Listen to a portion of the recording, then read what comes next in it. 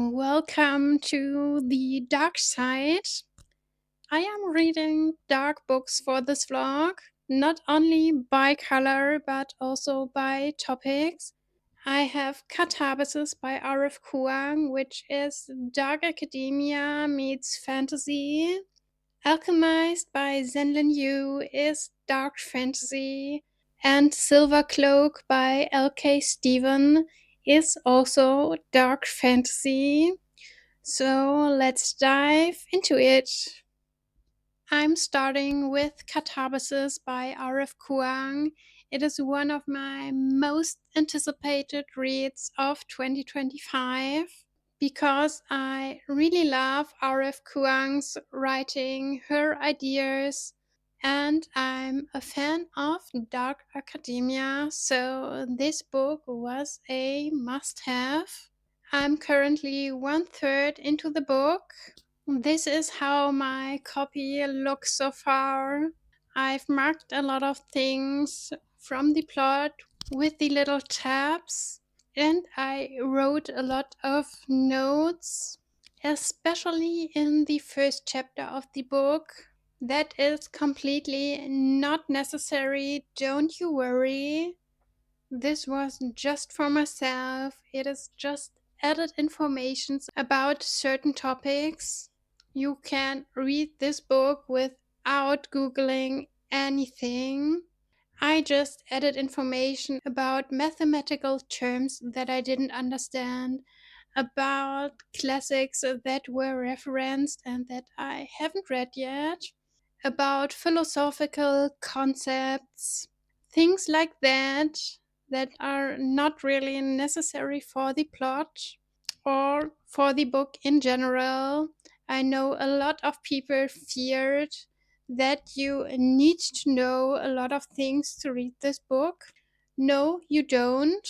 Just go with the flow in the first chapter and you're quite fine. After that, I didn't even made a lot of notes. So you will be okay. You can just read the story and enjoy it. This literal adventure in hell, because that is where our main characters go. We have Alice, which is the POV we are reading from, and we have Peter. He's her biggest concurrent in university, and their professor died. Maybe it was Alice's fault. It was by accident, yes, and they start this journey to hell now to rescue him, to bring him back, because they need him to finish university. They don't think any other professor can do this job, so they use their magic and their research knowledge to do this journey. And I really love this whole setting. I love that the characters are not the most likable, that there are a lot of emotional conflicts, a lot of moral questions, a lot of things that are morally questionable, and that I think the professor should stay in hell because this is the right place for him. So, perfect dark academia setting. A small group of students, Alice and Peter, manipulated by their professor, isolated, abused, and they think that made them special because they are strong enough to fulfill his requests, to stand against his abuse. And it is all really, really twisted, which I love in dark academia. And I also really, really love the concept of hell here and the magic system.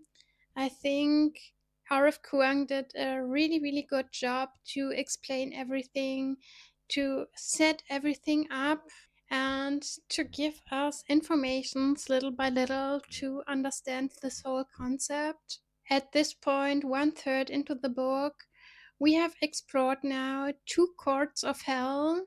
from 8, so there is still a lot of adventure in front of them. And I really like that this hell is not as we probably all have expected it, or as it is pictures in a lot of other works.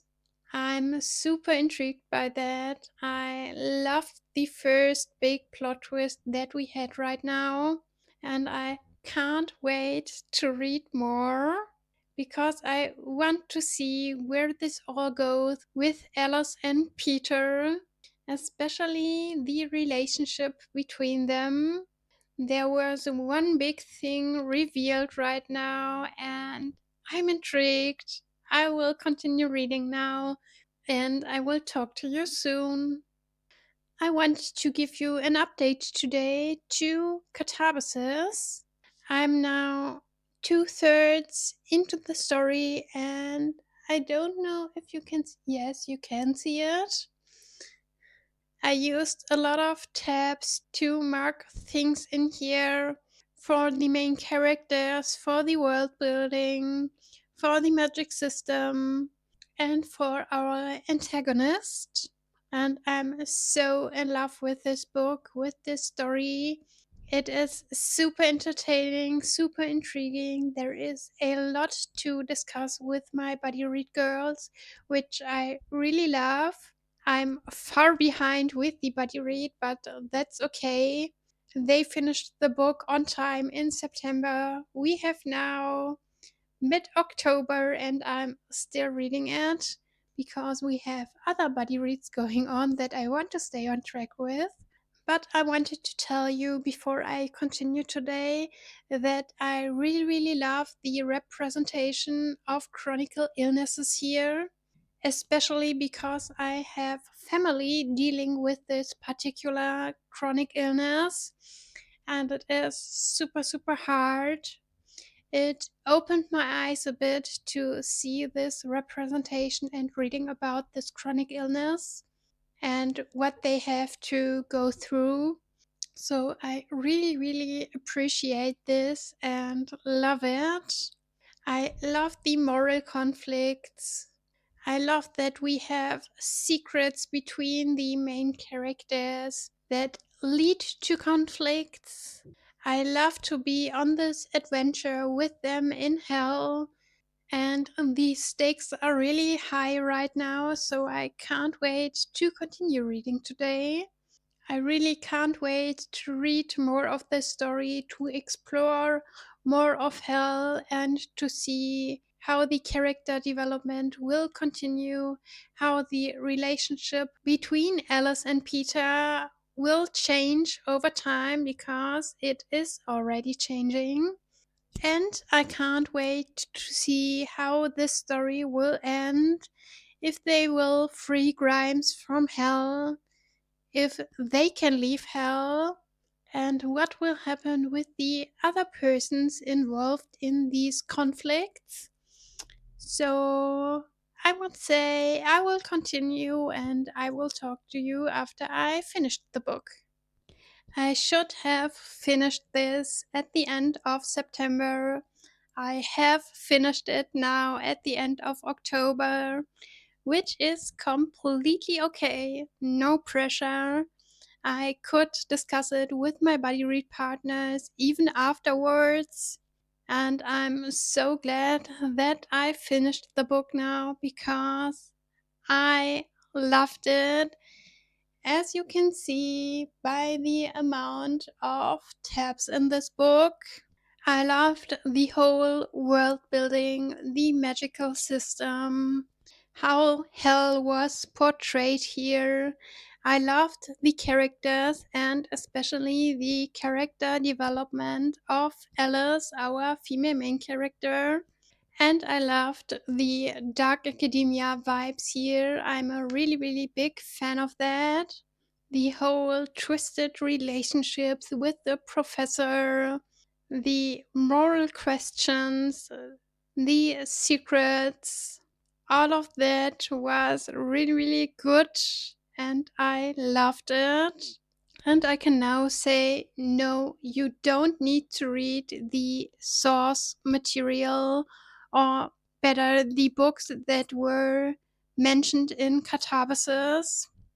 I haven't read a single one of these books, and I still enjoyed Katabasis really, really much. One of my buddy read partners, Michelle, read a lot of the source material and pointed out some of these scenes, described how it was related to, and yes, this was cool, but definitely not necessary to enjoy this book. But I'm really happy that I've read it now. I loved it. It is one of my highlights of 2025 and definitely a 5-star read for me. I was completely in the mood for it. And I can say that I will probably blind order every new book of R.F. Kuang at this point because I loved Katabasis, I loved Babel, I loved Yellowface. I've tried the Poppy War, but that was too much for me. I DNF'd it, but not because it was bad. It was really, really good, but too much for me. I couldn't handle it, and I'm still traumatized by it. So I will probably take a look on the next book if it is about war or war related. But if it is more like dark academia, yes, please count me in. I don't need to know more than that. I will instantly pre order it. So let's go to the next book. And here we are already with the next book, Alchemist by Zenlin Yu. One of the most anticipated releases of 2025, not only for me, but also for a lot of other people. This book is super, super hyped. It came out a week ago and I already started reading. I'm halfway through this chunk of a book. It has over 1000 pages, which means I have read already 500 pages of Alchemized. I don't know if you knew this, but Alchemized is a rewritten and trad published version of the fanfiction Manacled by Zenlan Yu. She wrote the fanfiction years and years ago. It is a Harry Potter fanfiction with the focus on Draco and Hermione. And it is super, super dark. Be aware of that. This is not romantasy, it is dark fantasy with the focus on dark. And the first 100 pages had such a vibe of The Handmaid's Tale. It felt more like a fanfiction of that. I must admit, I haven't read or seen The Handmaid's Tale. The book is on my wish list, but I've got the vibe over TikTok, etc. And you can't miss the similarities that come up here. It is super, super obvious, but I really liked the whole setting, the emotions that came up, and the whole atmosphere of the story. I was super intrigued by that. But I must admit, and some people will hate me here for this, I'm disappointed by Alchemized because I think they didn't do a good job editing the story for a trad published version, for a standalone without 7 books background knowledge. I know English is not my first language, and at first I thought it was because of that I didn't get the world building, the magical system, that I zoned out on a lot of info dumping for the world building. But no, it wasn't that because I'm reading this as a buddy read with a friend from the UK, and she's irritated at the same points as me. She also doesn't understand a lot of things. because they are not explained that well. And I think Zenlin Yu made everything much more complicated than it had to be, especially with the magic system. And adding to that, I have a problem remembering a lot of persons here because it is more just name dropping than really writing well developed characters. Even people that are called friends here, I don't see the friendship. You tell me that they are friends, but that's it. So mostly I'm just vibing with these things, with all of these characters, with the world building, with the magic system, and concentrate myself on Helena and Kane Farron, our main characters, because I really like their story. Yes, it is dark. Yes, there are questionable things happening, but that is why this book has a trigger warning. So read this if you need to. Take care of yourself because some scenes are super, super dark, and I understand if this is not for everyone.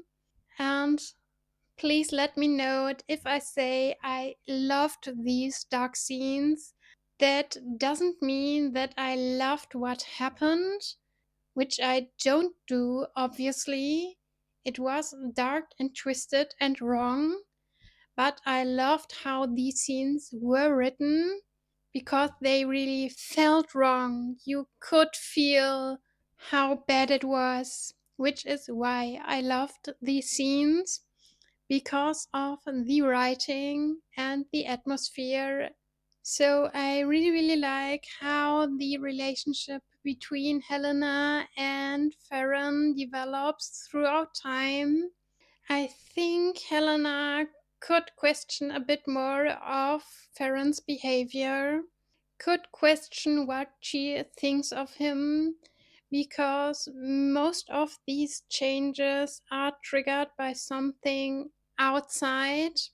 So it is plot driven, not character driven. And I want a little bit more character driven behavior and acts. And a thing that I'm so, so annoyed by, and nobody warned me about that. I have finished part one. I'm reading currently part two, which is from around page 280 to 850. And the whole part one is memories, is the whole backstory. Who tells a story like this? I mean, the story itself, the whole background story is interesting. Don't get me wrong, I like it. But you got 280 pages of present plot and now almost 500 pages of past plot before you continue in the present timeline. I'm super, super annoyed by that because I don't think this is a good way to tell a story. It would have been better to mix it up or to tell it all chronologically, in my opinion, at this point, halfway through the book. It could be that it all makes sense in the end. I can't say this because I'm reading this story for the first time. I haven't read the fan fiction, but at this point, I think it would have been better to read the original fanfic. Probably it would have made more things clear to me, but it is what it is, and I will continue Alchemized. Oh boy, I finally finished the second part of the book. I have now around 180 pages left, and we are back again to the present timeline. But let's talk about the whole background story. As I said before, I really, really like this background story. I liked reading it, but I don't think it was told the right way. At least not for me. You can think totally different about it. I think I would have preferred if it was told chronologically. So, first the whole background story, and then the amnesia hits. So, we wouldn't have a 500 pages background story in between without ever going back to the present timeline. We just get the full 500 pages block, and then we get back to the present timeline. I don't know if this was for me, and I don't know if Alchemized is for me. I really appreciate and like Kane and Helena and their story, but the amount of side characters, the amount of world building, the amount of magic system, I'm not the biggest fan of it. I don't really understand everything. I can't remember a lot of the characters.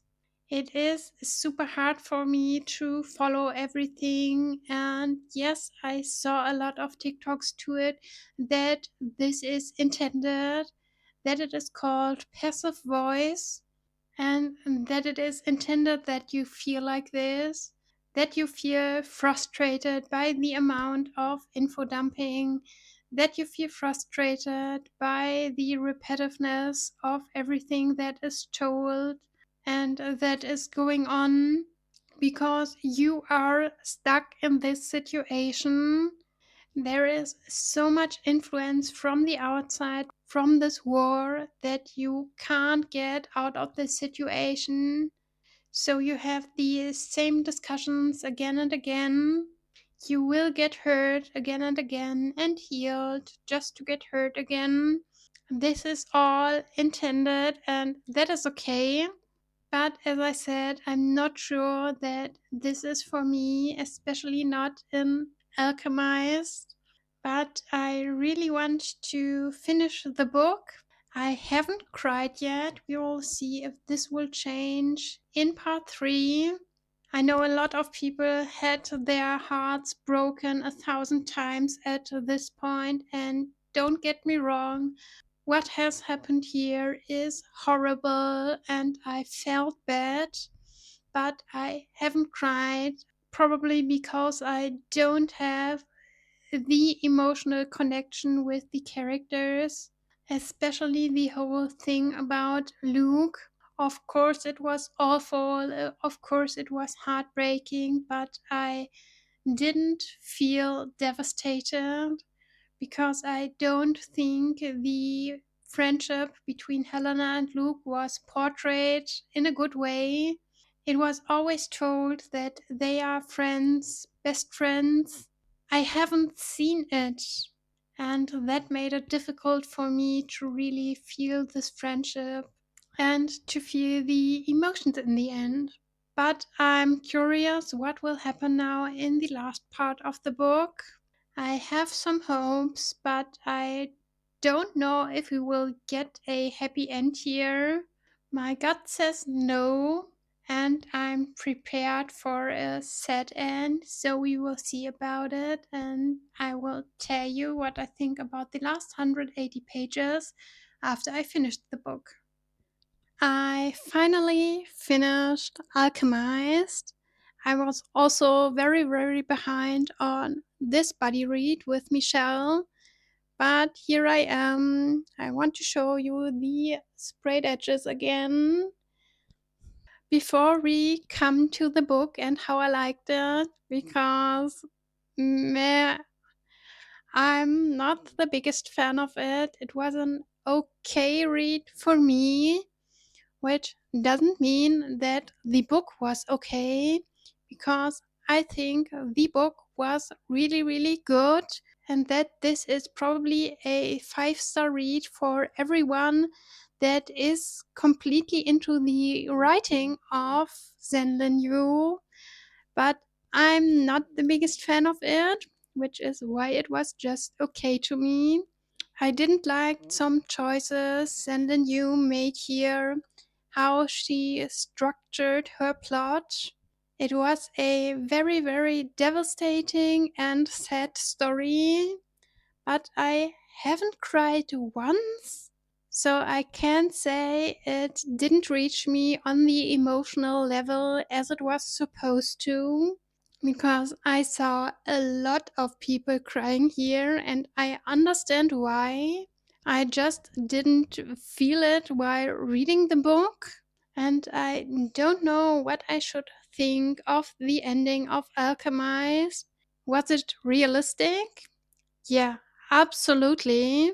But it wasn't what I expected nor what I wished for, because, yes, that were two completely different things. And all in all, the world building was very, very overwhelming here. Also, the magic system.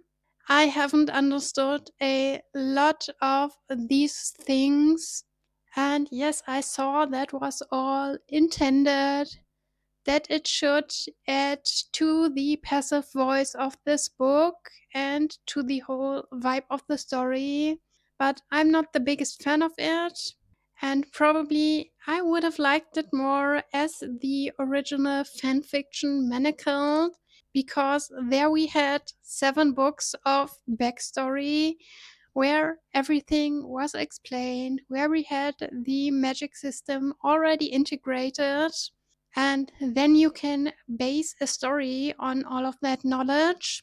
But to throw all of that, even in a 1000 page book, is super, super difficult and wasn't for me. So that's it for Alchemized, and let's continue with the last book for this vlog. Teeny tiny update for Silvercloak, because I started the book yesterday very late in the evening and only read the prologue of the book. So I am on page 14 now from Silvercloak. And this prologue was so, so good. So many emotions already came up, and I can't believe that I'm so invested in the story after just 14 pages. It was super well written, it was super intriguing, it was full of tension and action and heartbreaking moments, and also lovable moments that I can't wait to continue reading. But I wanted to tell you this first, and wanted to also tell you that this book, after these 14 pages, has 5-star potential for me. I am halfway through Silvercloak now, and yes, this book is really dark. Yes, it is really heavy, and yes, it is super, super good. I'm really intrigued by the story, by the characters, and I'm really loving every single chapter, despite it being so dark and cruel. I've already told you about the prologue of Silvercloak, and the whole story takes place 20 years later when Saffron is an adult.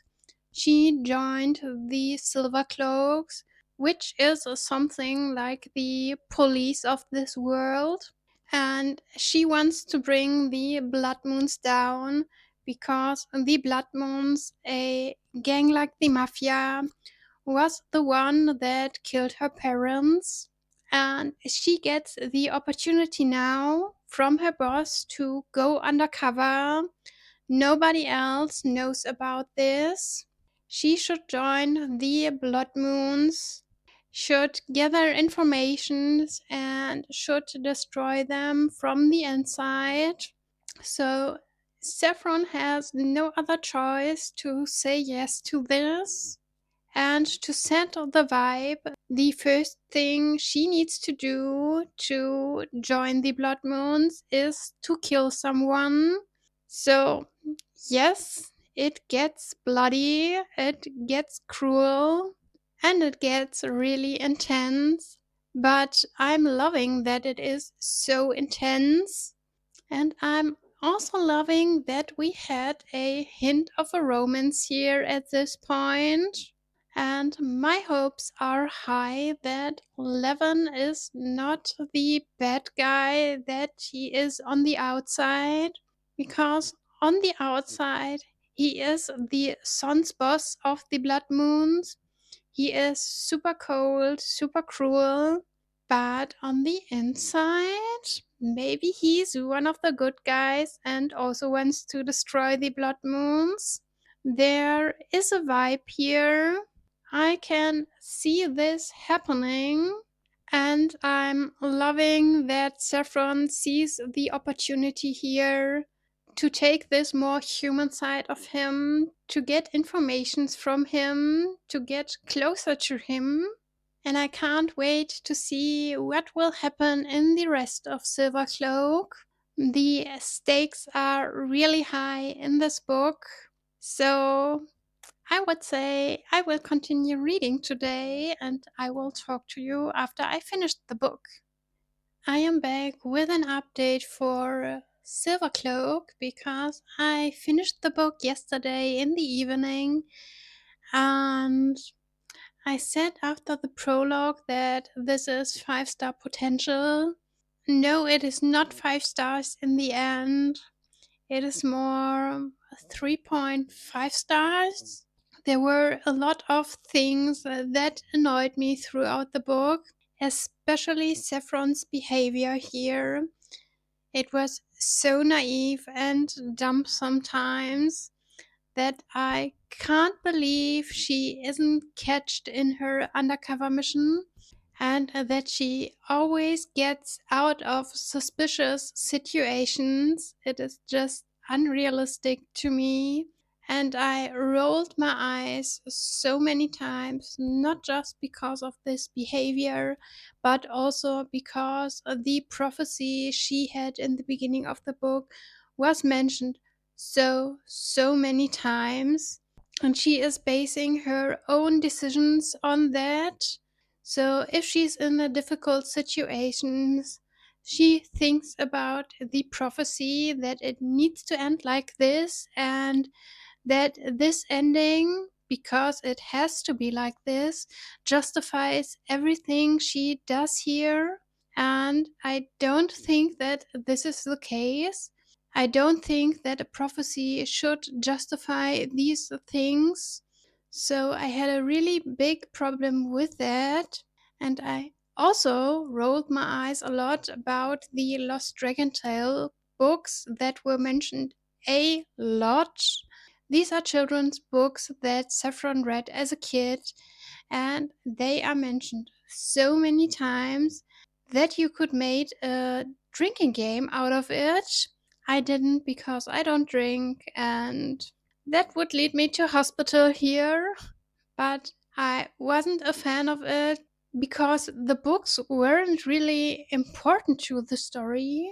And you could clearly see as a reader that they were just there to create a bond between Saffron and Levin, because they both read the books, they both had childhood trauma that they overcame with the books. But let us get to the positive things about the story. I'm still a big fan of undercover stories. I'm still a big fan of this world building. And I'm a really big fan of the ending, especially the last sentence. That intrigued me so much and made so much sense that I'm really intrigued to continue this series. Because, yes, it is not a standalone as I assumed in the beginning. It is the start of a new series. I don't know when book 2 will be released. I don't think there is a date yet. But I'm pretty sure that I will read book 2 after this end. Even if there were a lot of things that annoyed me throughout this book, which is why I'm giving this book 3.5 stars. And I can't wait to see how this story continues. I have a few guesses here. I don't know what I should think about that. especially when a lot of dead persons come back to life. We will see about that. But for now, this means I have finished the last book for this vlog. And that means I have finished now 3 more of my most anticipated releases of 2025. Here they are. My favorite one of them was definitely Katabasis. I think Alchemised was my least favorite, just because I couldn't vibe with it. But all in all, I'm really glad that I read all 3 of these books now. Please tell me in the comments if you have read any of these books and how you liked them. Like this video if you wanna, follow my channel, and I will see you next time. Bye!